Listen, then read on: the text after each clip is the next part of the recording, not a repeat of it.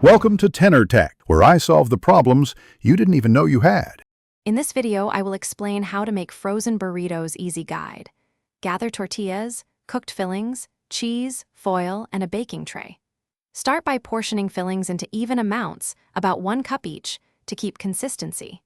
Keep wet ingredients minimal so tortillas do not get soggy during freezing.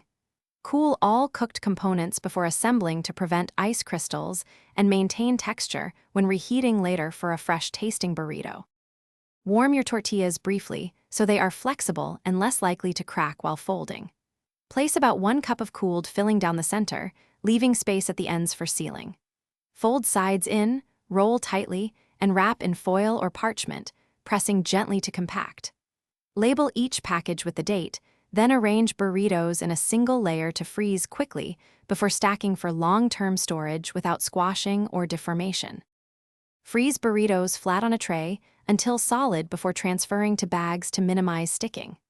Reheat frozen burritos wrapped in foil at 350 degrees F for 25 to 35 minutes for even heating, or unwrap and microwave for a quicker option, checking every minute to avoid soggy spots. Let burritos rest a minute before unwrapping to allow steam distribution. These steps keep fillings warm and cheese melty.